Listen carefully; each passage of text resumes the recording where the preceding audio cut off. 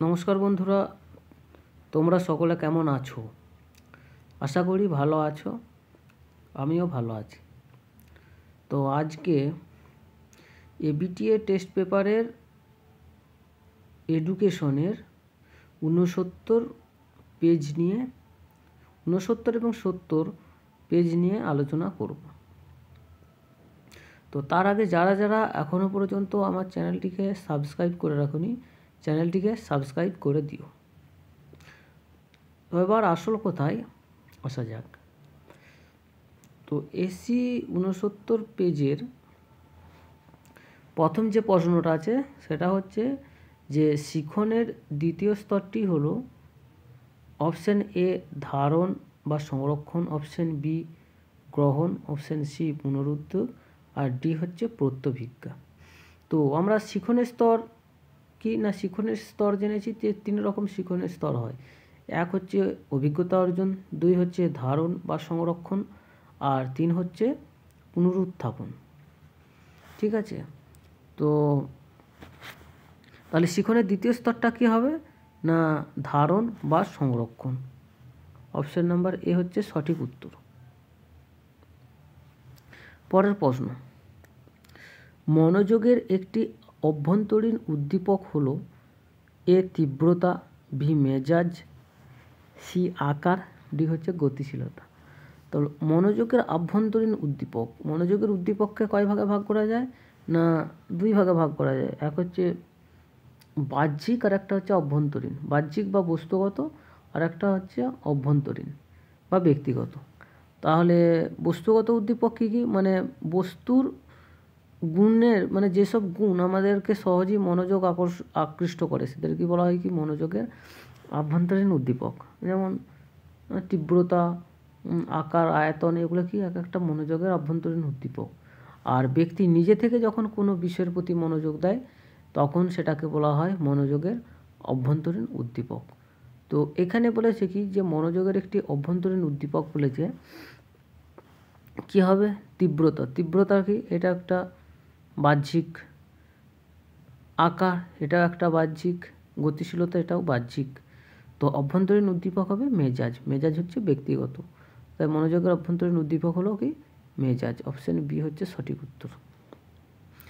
পরের প্রশ্ন, 3 নম্বর প্রশ্ন, প্যাভলভের শিখন তত্ত্বে প্রাচীন অনুবর্তনকে বলা হয় কি R type, B S type, C U type, D হচ্ছে অপানুবর্তন। তো প্যাভলভের শিখন তত্ত্বে প্রাচীন অনুবর্তনকে বলা হয় কি এস টাইপ। ঠিক আছে। তো 4 নম্বর প্রশ্ন, অপারেন্ট অনুবর্তন তত্ত্বের প্রবক্তা কে? অপারেন্ট অনুবর্তন তত্ত্বের প্রবক্তা হলেন Skinner. Option A Skinner, option B Pavlov, option C Thomson, option D Kohler. তো এটার সঠিক উত্তর হবে অপশন এ স্কিনার। পরের প্রশ্ন, কেলাসিত বুদ্ধি কথাটির প্রবক্তা হলেন option A Thurstone, option B Gardner, option C Cattell, আর অপশন ডি ভার্নন। তো এটার সঠিক উত্তর হবে থার্স্টন। কেলাসিত বুদ্ধি কথাটির প্রবক্তা হলেন অপশন নাম্বার এ থার্স্টন। পরের 6 নম্বর কোশ্চেন, থার্স্টনের বহু উপাদান তত্ত্বে এম বলতে কী বোঝায়? এম বলতে বোঝায় এ হচ্ছে প্রেষণা, বি হচ্ছে স্মৃতি, সি হচ্ছে নড়াচড়া, আর ডি হচ্ছে তো এটা সঠিক উত্তর হবে স্মৃতি। এম মানে স্মৃতি, মেমোরি বা স্মৃতি। থার্স্টনের বহু উপাদান তত্ত্বে এম বলতে বোঝায় কি মেমোরি বা স্মৃতি। ঠিক আছে, তো এখানে অপশান হচ্ছে বি হচ্ছে সঠিক উত্তর। তো পরের প্রশ্ন যাওয়া যাক। 7 নম্বর কোশ্চেন,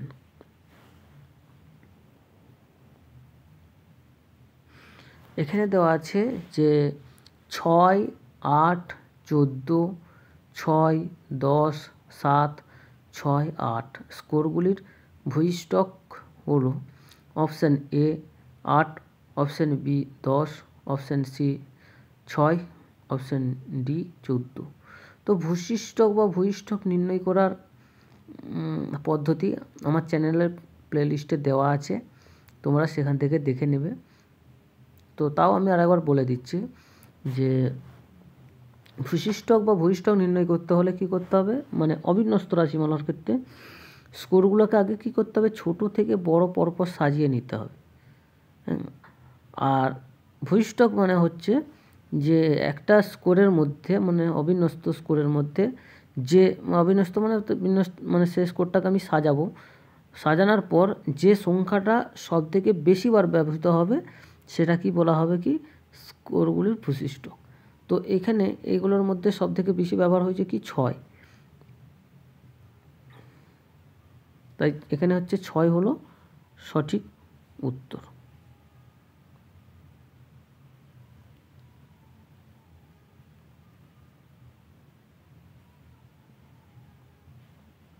অপশন নম্বর সি হচ্ছে সঠিক উত্তর। পরের প্রশ্ন, কেন্দ্রীয় প্রবণতা নির্ণয়ের সবচেয়ে দ্রুত গতির পদ্ধতি হলো কি? কেন্দ্রীয় প্রবণতা নির্ণয়ের সবচেয়ে দ্রুত গতির পদ্ধতি হলো অপশন নাম্বার এ মিন। মিন হচ্ছে সঠিক উত্তর। পরের প্রশ্ন, এখানে দেওয়া আছে যে 30 থেকে 39 এর মধ্যবিন্দু হলো কত? তো মধ্যবিন্দু নির্ণয়ের সূত্র কি, যে যে দুটো সংখ্যা আছে, যেমন 30 আর 29, এই দুটো সংখ্যাকে যোগ করতে হবে, দিয়ে 2 দিয়ে ভাগ করতে হবে, তাহলেই মধ্যবিন্দু পেয়ে যাবে। তাহলে 30 আর 39কে যোগ করে 2 দিয়ে ভাগ করে আমরা পেয়েছি 34.5। তো এটা সঠিক উত্তর হবে 34.5।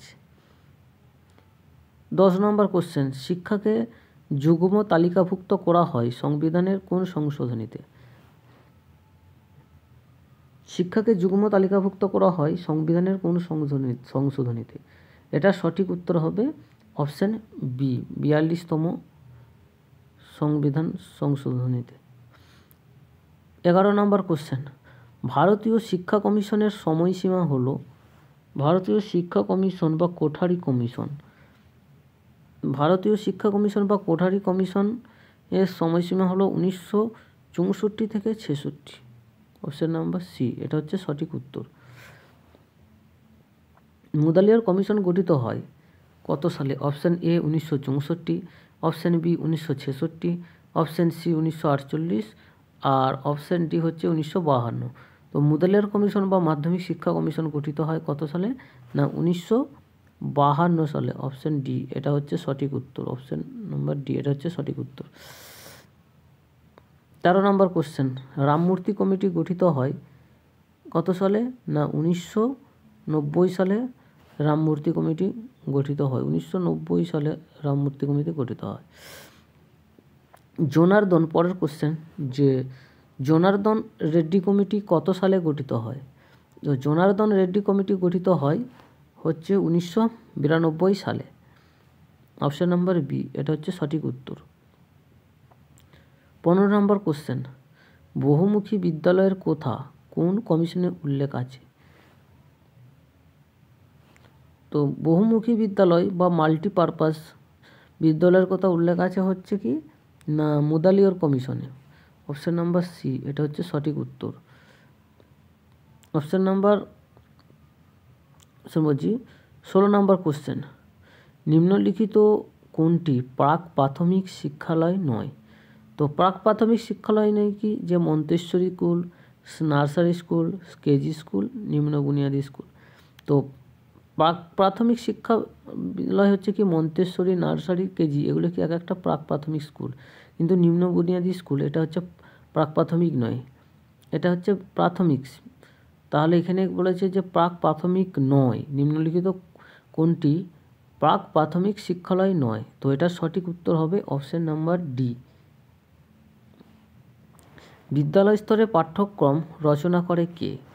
বিদ্যালয় স্তরে পাঠ্যক্রম রচনা করে NCERT। অপশান নাম্বার এ, এটা হচ্ছে সঠিক উত্তর। পরের কোশ্চেন, কোঠারি কমিশন বিদ্যালয় শিক্ষার ড্যাশটি স্তরের কথা বলেছেন। তো এখানে আমাদের বোঝা দরকার কোঠারি কমিশন কটা শিক্ষা স্তরের কথা বলেছে? না 5টা শিক্ষার কথা বলেছে। কি কি? এক হচ্ছে প্রাক প্রাথমিক স্তর, তারপর হচ্ছে প্রাথমিক স্তর, তারপরে মাধ্যমিক স্তর, 4 নাম্বার হচ্ছে উচ্চ মাধ্যমিক স্তর, আর 5 নাম্বার হচ্ছে কি উচ্চশিক্ষা স্তর। তো আমাদের এখানে প্রশ্নটা আমাদের ভালোভাবে দেখতে হবে যে কোঠারি কমিশন বিদ্যালয় শিক্ষার, আমাদেরকে বলে দিয়েছে না বিদ্যালয় শিক্ষার ড্যাশটি স্তরের কথা বলেছেন। তো এখানে মোট স্তর আমরা কী জেনেছি যে 5টি, আর এখানে বলেছে বিদ্যালয় শিক্ষার। তো বিদ্যালয় শিক্ষার হলে কী হবে, প্রাথমিক, মাধ্যমিক আর উচ্চ মাধ্যমিক। তাহলে আমাদের অপশান হবে কি যে 4টি স্তরের কথা বলেছেন, অপশান হচ্ছে সি, এটা হচ্ছে সঠিক উত্তর। পরের প্রশ্ন, ব্রেইল পদ্ধতি চালু হয় কত সালে? তো এটা সঠিক উত্তর হবে, ব্রেইল পদ্ধতি চালু হয় 1829 সালে, অপশান নাম্বার ডি, এটা হচ্ছে সঠিক উত্তর। পরের প্রশ্ন, অক্টেভ ব্যান্ড নামক যন্ত্রের সাহায্যে কি পরিমাপ করা হয়? অক্টেভ ব্যান্ড নামক যন্ত্রের সাহায্যে পরিমাপ করা হয় বধিরত্ব, অপশান নাম্বার ডি, এটা হচ্ছে সঠিক উত্তর। পরের প্রশ্ন, আন্তর্জাতিক সাক্ষরতা দিবস কি 4ই আগস্ট, সেপ্টেম্বর, 8ই সেপ্টেম্বর? তো এটা সঠিক উত্তর হবে 8ই সেপ্টেম্বর। এটা কিন্তু চার মানে ইংরেজি কিংবা বাংলা যে কোনো ধরো, এটা সঠিক উত্তর হবে 8ই সেপ্টেম্বর। ঠিক আছে, আন্তর্জাতিক সাক্ষরতা দিবস হলো 8ই সেপ্টেম্বর। এই প্রশ্নটায় ঘাবড়ে যেও না তোমরা, ঠিক আছে? এই 8 আর 4 এরকম করে কনফিউশনে ফেলে দেবে, ঠিক আছে? তো ডেলোর কমিশনের সুপারিশ অনুযায়ী শিক্ষার স্তম্ভ কটা? ডেলোর কমিশনের সুপারিশ অনুযায়ী শিক্ষার স্তম্ভ হলো 4টি, ঠিক আছে? পরের প্রশ্ন, নিম্নলিখিত কোনটি কম্পিউটারের আউটপুট যন্ত্র? আউটপুট মানে কম্পিউটারের বাইরে থাকে। মাউস কম্পিউটারের সঙ্গে যুক্ত থাকে, কিবোর্ড কম্পিউটারের সঙ্গে যুক্ত থাকে, স্ক্যানার কম্পিউটারের সঙ্গে যুক্ত থাকে। প্রিন্টারটা কি হয় না, কম্পিউটার থেকে প্রিন্ট বেরোয় আর কি, মানে কম্পিউটার থেকে জিনিস হয়ে বেরোয়, আর এগুলো কি সব কম্পিউটারের ভিতরকে যায়। তাহলে কি বলেছে, আউটপুট হচ্ছে কি না প্রিন্টার, অপশান নাম্বার সি, এটা হচ্ছে সঠিক উত্তর, অপশান সি। পরের প্রশ্ন, কম্পিউটারের অস্থায়ী প্রাথমিক স্মৃতিকেন্দ্র হলো রম, র্যাম, সিপিইউ, ইউপিএস।